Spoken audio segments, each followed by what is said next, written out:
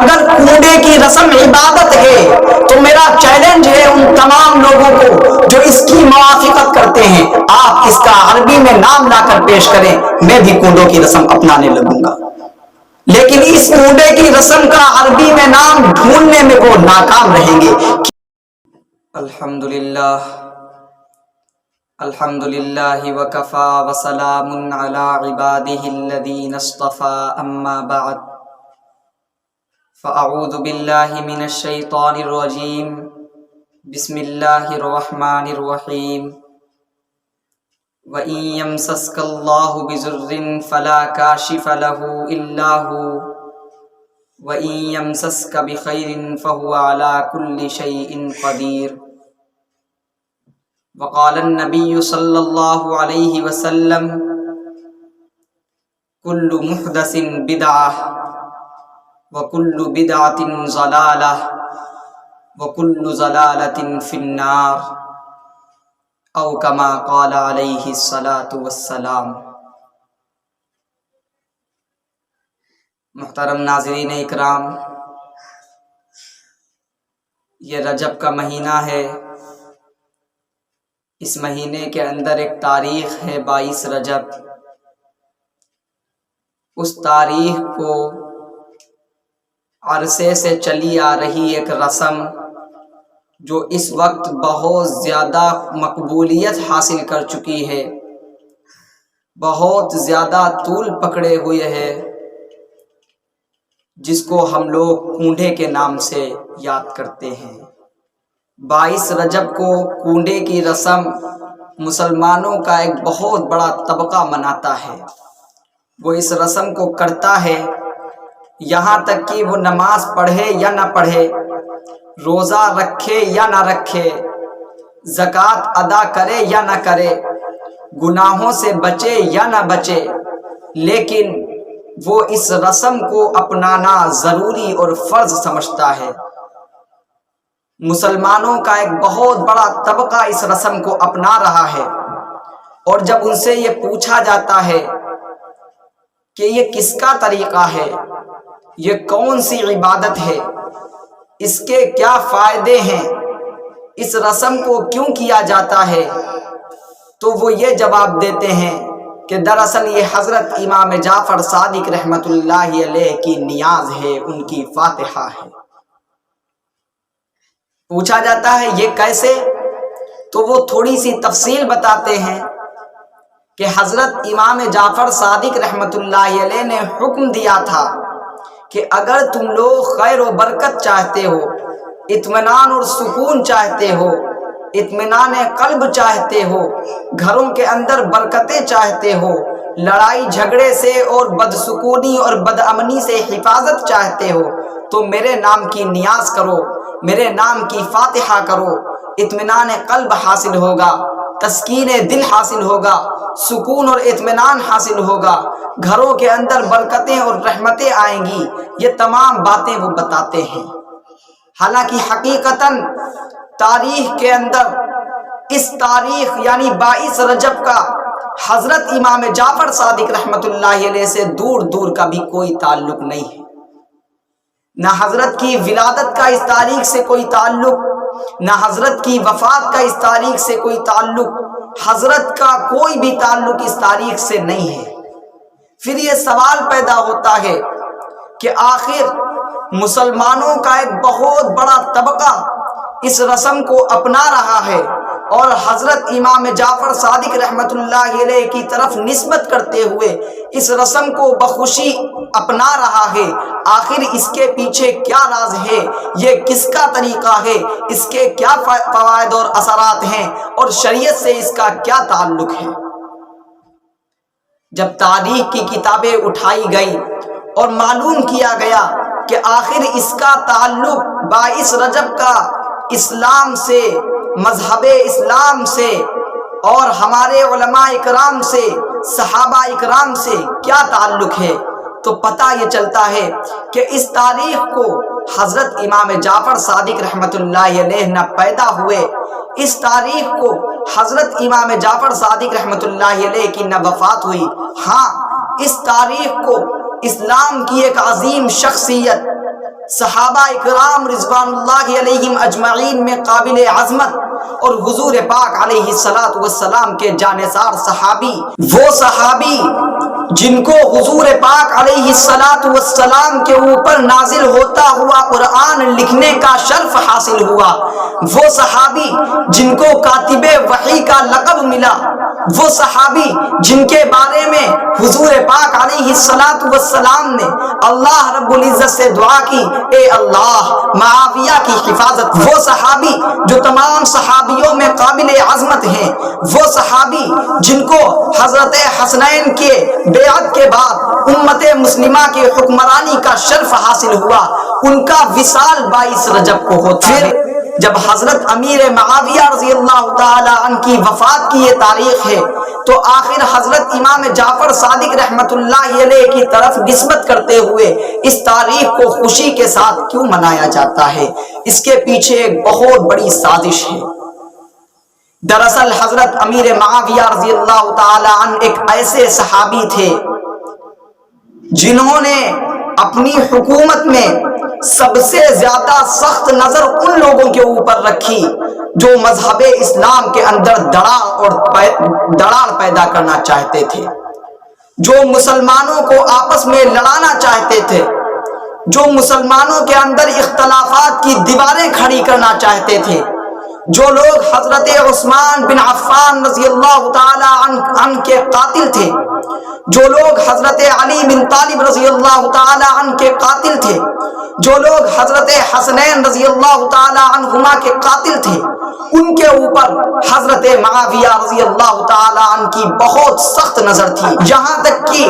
حضرت امیر معاویہ رضی اللہ تعالی عنہ کو مٹانے کی، ان کو ختم کرنے کی، ان کے اقتدار کو مٹانے کی ان لوگوں نے بہت کوششیں کی لیکن یہ ہر کوشش میں ناکام رہے۔ وہ معاویہ جب دنیا سے رخصت ہوتا ہے تو ان کے اندر ایک خوشی کی لہر دوڑتی ہے۔ یہ رافضی اور ناصبی شیعہ لوگ اپنے گھروں کے اندر شیرینی بناتے ہیں اور اپنے تعلق والوں کو بلا کر دعوت دیتے ہیں، دسترخوان بچھاتے ہیں اور شیرینی کا باقاعدہ دعوت دے کر شیرینی تقسیم کی جاتی ہے اور اس کے بعد ہاتھ دھل کے گھر سے باہر نکلا جاتا ہے۔ یہ حضرت امیر معاویہ رضی اللہ تعالی عنہ کی وفات کی خوشی میں رافضی ناصبی لوگوں کا ایجاد کردہ طریقہ ہے۔ چونکہ اسلام کا اس وقت بول بالا تھا، مسلمانوں کی کثرت تھی، تو یہ لوگ چپکے سے خفیہ طریقے سے اس رسم کو اپناتے تھے، لیکن جب ان کا گھڑا پھوٹا اور لوگوں کو معلوم چلا تو جب ان سے پوچھا گیا تو انہوں نے فوراً حضرت امام جعفر صادق رحمت اللہ علیہ کی طرف نسبت کرتے ہوئے یہ کہہ دیا کہ یہ حضرت امام جعفر صادق رحمت اللہ علیہ کی نیاز ہے۔ اور کچھ مسلمان جو ان کی موافقت کرتے ہیں، چونکہ مسلمانوں میں کچھ ایسے لوگ ہیں جو طعام لذت کے خوگر ہیں، وہ کھانے کے اتنے عادی ہیں کہ وہ ناجائز کو جائز قرار دے دیتے ہیں صرف کھانے کے لیے۔ کوئی ایسا طبقہ ہے جو کھانے کے لیے ناجائز چیزوں کو جائز قرار دے دیتا ہے۔ اگر حضرت امام جعفر صادق رحمت اللہ علیہ نے یہ فرمایا کہ میرے نام کی نیاز کرو، گھروں کے اندر سے بے امنی اور بدسکونی نکل جائے گی، سکون اور اطمینان حاصل ہو جائے گا، تو عزیزان گرامی حضور پاک اللہ رب العزت کا یہ فرمان وَإِن يَمْسَسْكَ اللَّهُ بِضُرٍّ فَلَا كَاشِفَ لَهُ إِلَّا هُوَ وَإِن يَمْسَسْكَ بِخَيْرٍ فَهُوَ عَلَى كُلِّ شَيْءٍ قَدِيرٌ۔ اللہ رب العزت نے فرمایا، اس آیت کا مطلب ہے کہ اللہ رب العزت اگر اپنے کسی بندے کو کوئی تکلیف پہنچانا چاہے تو دنیا کی کوئی طاقت اسے رد نہیں کر سکتی۔ اگر ہمارا قرآن پر ایمان ہے تو بتائیے پھر حضرت امام جعفر صادق رحمت اللہ علیہ کی نیاز کر کے ہمارے گھروں سے مصیبتیں کیسے دور ہو سکتی ہیں؟ اور پھر آگے اللہ رب العزت نے فرمایا وَإِن يَمْسَسْكَ بِخَيْرٍ فَهُوَ عَلَى كُلِّ شَيْءٍ قَدِيرٌ، اور اگر اللہ تعالیٰ اپنے کسی بندے کو کوئی خیر پہنچانا چاہے تو وہ ہر چیز پر قادر ہے۔ اگر اطمینان اور سکون دنیا میں کسی شخص کے ہاتھ میں ہوتا تو تاریخ کی کتابیں بھری پڑی ہیں، بڑے بڑے بادشاہ بڑے بڑے اہل ثروت، بڑے بڑے دولت مند، بڑے بڑے اہل سلطنت دنیا سے چلے گئے، بڑی بڑی سلطنتوں کے مالک تھے، لیکن سکون اور اطمینان ان کو حاصل نہیں ہوا۔ اور آج بھی دنیا میں بہت سے ایسے لوگ موجود ہیں جو بڑی بڑی دولتوں کے مالک ہیں، لیکن راتوں کی نیند غائب ہے، اور ایسے بھی لوگ ہیں جو چٹنی روٹی پہ گزارا کر رہے ہیں، لیکن نیند ان کو بہت اچھی آ رہی ہے۔ پتہ یہ چلا کہ اطمینان اور سکون، تسکین دل، یہ اللہ رب العزت کے ہاتھ میں ہے۔ دنیا کی کوئی طاقت اس کا اختیار نہیں رکھتی ہے کہ وہ کسی کو اطمینان اور سکون دے سکے، کسی کے گھر سے بے امنی اور بدسکونی کو نکال سکے۔ اگر اس کا تعلق حضرت امام جعفر صادق رحمت اللہ علیہ سے نہیں ہے تو پتہ یہ چلتا ہے کہ یہ رافضی اور ناصبیوں کا طریقہ ہے، یہ دین کے اندر ایک نئی ایجاد ہے۔ تو پتہ یہ چلا کہ کنڈوں کی رسم شریعت سے تعلق نہیں رکھتی ہے، اسلام سے تعلق نہیں رکھتی ہے، اللہ والوں سے اس کا کوئی ثبوت نہیں ملتا ہے، علماء اکرام سے اس کا کوئی ثبوت نہیں ملتا، اس کا کہیں سے کوئی تعلق اور ثبوت نہیں ملتا ہے، تو پھر یہ دین کے اندر ایک نئی چیز ہے۔ اگر دین کے اندر کوئی نئی چیز ہے تو حضور پاک علیہ الصلوۃ والسلام کا فرمان ہے کل محدث بدعہ، ہر نئی چیز بدعت ہے، وکل بدعت ضلالہ، اور ہر بدعت گمراہی ہے، وکل ضلالۃ فی النار، اور ہر گمراہی جہنم کے اندر پہنچانے کے لیے کافی ہے۔